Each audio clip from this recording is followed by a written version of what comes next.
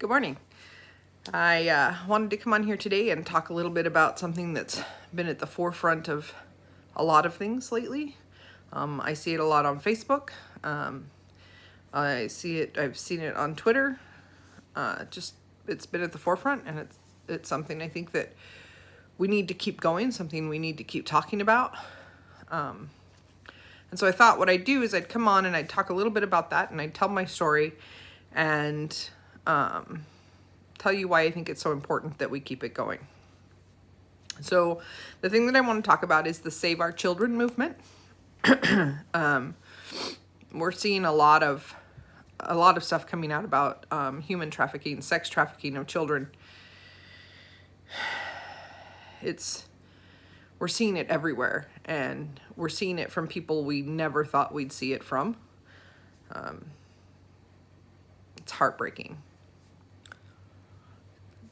But, so, I wanted to come on and tell you some of the reasons that I think that it needs to stay in the forefront, and I think that people need to be ready for being able to believe that there are people out there that you don't think would ever be involved in this that are.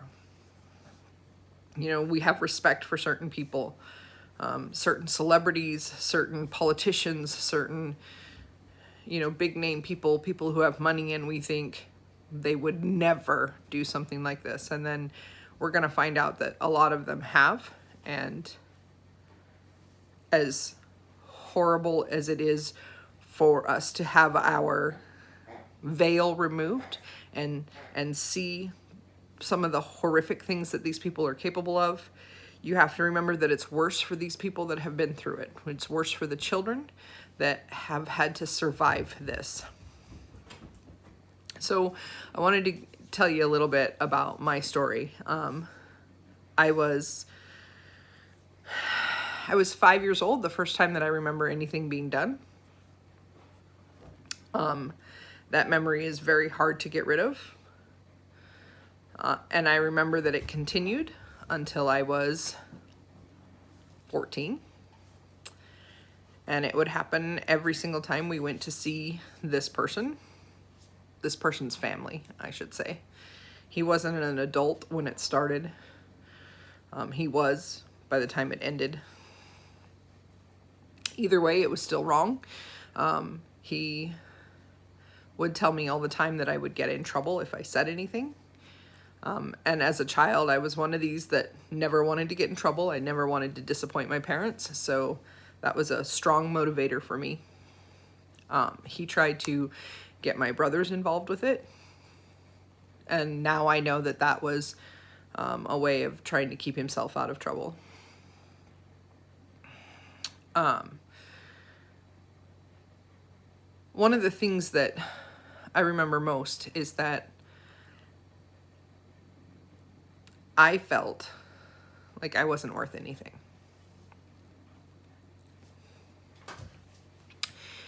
If someone who was supposed to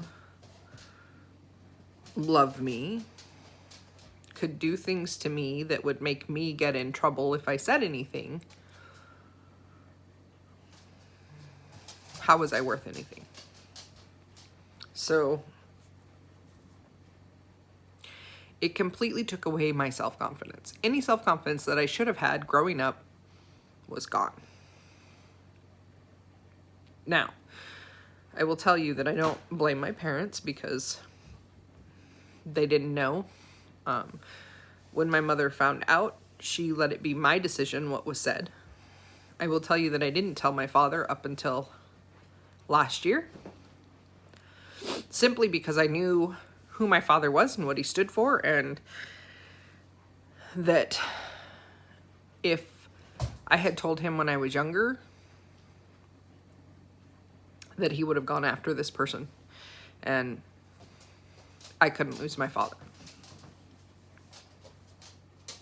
So I made that decision.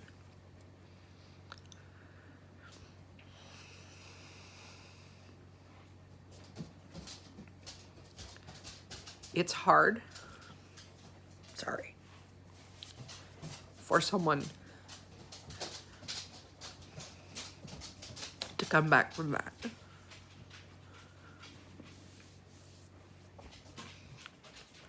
It's very hard for someone to put their life back together. Now, I call myself a survivor, but I didn't go through half the horrors that some of these kids out there are going through.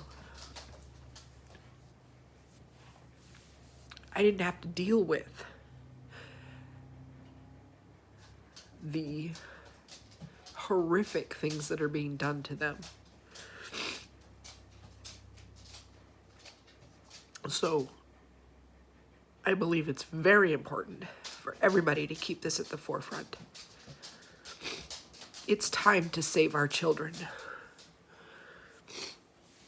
And now here's the thing. I don't condone going out and killing people who have done this to others. It's not our job to judge. Judgment is left to one only, and that is to God. And He will judge them for their deeds.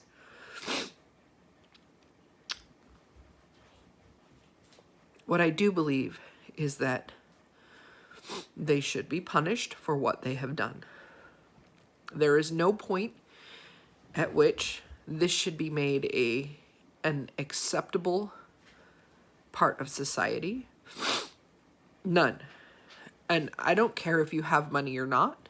I don't care if you're a person of political power. I don't care if you're a celebrity. If you have done this, you deserve to be punished. And you deserve it because you have ruined the life of a child. So, those are some of the reasons I believe that it needs to stay at the forefront. I've seen posts and read things that people are saying conspiracy theorists are making it harder for the people that are actually out there fighting. Let me tell you something. The more attention this gets, the better it is for the children that are out there that are fighting for their lives every day through this. I don't care if you're a conspiracy theorist. I don't care if you're a famous person. I don't care if you're someone in the background. If you are fighting every day to save our children, to bring attention to it, then you're doing the right thing. Our children deserve to live in a world where they don't have to worry about that. I can tell you that after going through it, should someone have touched my child that way, I would probably be in prison right now.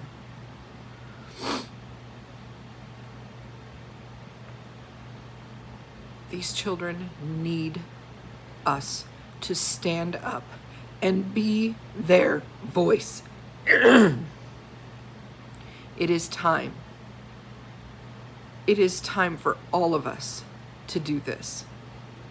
There is no more wishy-washy, oh, the law will take care of it, oh, somebody else will do it. There's no more of that. It's time to stand up. It's time for you and I to make a difference. And I said this the other day. If one woman could take prayer and God out of schools, and when you research it, you will find it was one woman that started that whole thing. If one woman could make that big of a difference,